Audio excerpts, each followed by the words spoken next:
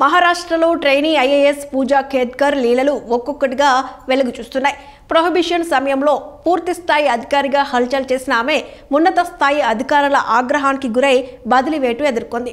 ప్రస్తుతం సంచలనంగా మారిన ఈమె వ్యవహారంలో మరో రచ్చ మొదలైంది. కూతురే కాదు, ఆమె తండ్రి, తల్లి చేసిన అరాచకాలు కూడా బయటపడుతున్నాయి. తాజాగా పూజా ఖేద్కర్ తల్లికి చెందిన ఓ వీడియో వివాదాస్పదంగా మారింది. అయితే ఇది పాత వీడియోనే అయినా ఇప్పుడు సోషల్ మీడియాలో వైరల్ అవుతోంది. పూజా తండ్రి రిటైర్డ్ ఐఏఎస్ అధికారి దిలీప్ ఖేద్కర్ కోట్ల రూపాయలు వెనకేసుకున్నట్లు ఆరోపణలున్నాయి.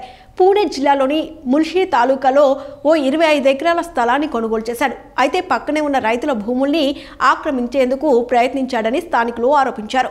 ఆ స్థలం వద్దే పెద్ద గొడవైంది. రైతులు వ్యతిరేకించడంతో సర్పంచ్గా ఉన్న పూజా ఖేద్కర్ తల్లి మనోరమ ఖేద్కర్ తన సెక్యూరిటీ గార్డులతో అక్కడకు చేరుకున్నారు. చేతిలో తుపాకీ తీసుకొచ్చి రైతులను బెదిరించారు. గన్ చూపిస్తూ ల్యాండ్ డాక్యుమెంట్స్ ఎక్కడున్నాయో చూపించు అని బెదిరించింది. అందుకు ఆ వ్యక్తి తన పేరుపైన ల్యాండ్ రిజిస్టర్ అయి ఉందని, ప్రస్తుతం కోర్టులో కేసు నడుస్తోందని చెప్పాడు. కోర్టు ఏం ఆర్డర్ ఇచ్చిందో చూసుకో, నాకే రూల్స్ చెప్పకు అని తుపాకీతో అతడికి వార్నింగ్ ఇచ్చింది.